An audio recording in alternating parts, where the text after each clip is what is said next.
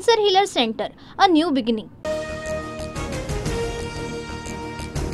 गुणरत्न सदावर्तेंकडून Chhatrapati Shivaji Maharaj park police ठाण्यात राज ठाकरेंविरोधात तक्रार।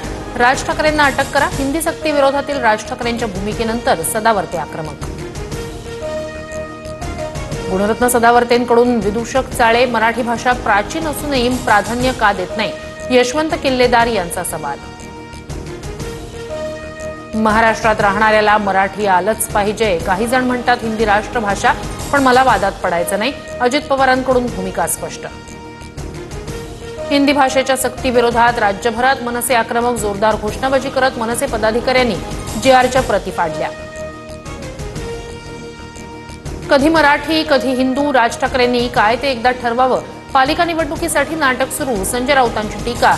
मोदी शहांना इंग्रजी येत नसल्यानं हिंदीची सक्ती केल्याचाही टोला। बीडमधील वकील महिलेच्या मारहाणी संदर्भात कडक कारवाईच्या सूचना। कुणालाही पाठीशी घालणार नाही, सक्त कारवाई करणार, अजित पवारांची माहिती। बीड जिल्हा मुख्यमंत्र्यांच्या हातातून गेला। सिंधुदुर्गातही भीषण परिस्थिती। संजय राऊतांची टीका। मंगेशकर रुग्णालयाचे संचालक डॉक्टर धनंजय केळकर आठवड्याभरापासून परदेशात गेल्याची माहिती। तनिषा भिसे मृत्यू प्रकरणानंतरच्या आंदोलनांच्या पार्श्वभूमीवर डॉक्टर केळकर परदेशात, सूत्रांची माहिती। ईश्वरी भिसेंच्या तब्येतीत सुधारणा होत नसताना आयव्हीएफ सेंटरनं 4 ते 5 दिवस दाखल केलं।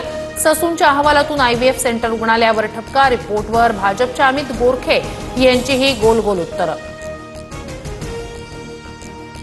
अनधिकृत मशिदीच्या विरोधात किरीट सोमय्या आक्रमक। मुलुंड पोलिसांच्या नोटिशीनंतरही सोमय्यांचं ठिय्या आंदोलन। भोंगे काढेपर्यंत आंदोलनावर ठाम।